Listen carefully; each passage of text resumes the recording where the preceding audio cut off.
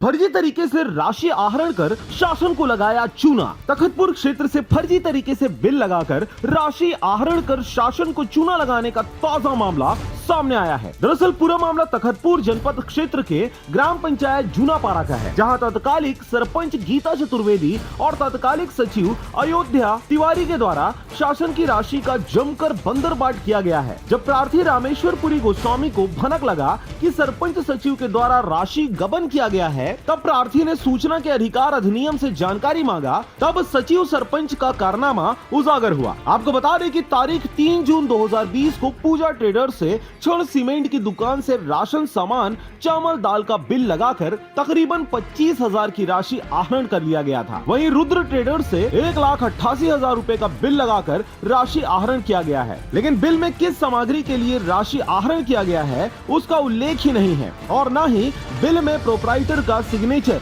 जो साफ तौर पर फर्जी तरीके को दर्शाता है। देखिए, अभी मैंने 14-15 का आरटीआई के तहत जनपद पंचायत से ग्राम पंचायत सचिव को मैंने आवेदन दिया था, जिसमें 30 दिन में मुझे कोई जवाब नहीं आया, तो मैंने मजबूरन बस अपील किया। अपील करने पे पश्चात मेरे को यहाँ से आरटीआई का जवाब आया। उसमें देखने पे आश्चर्यजनक रूप से एक बिल आया है, जिसमें 1,88,400 का पैसा आहरण हो चुका है कैश रोकड़ में, और उसमें सामग्री का विवरण नहीं है। और एक छड़ सीमेंट की दुकान है, वहाँ से वो आलू चावल खरीदा, जो कि संभव ही नहीं है।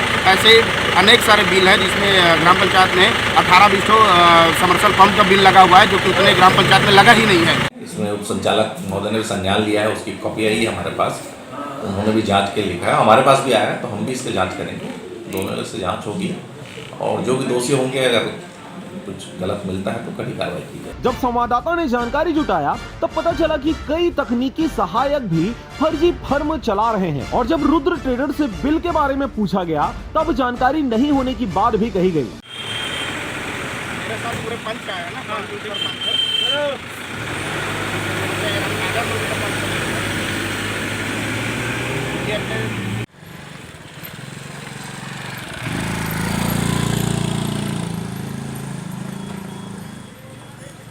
बिलासपुर से रविंद्र टंडन की रिपोर्ट, आरजे रमझाझर।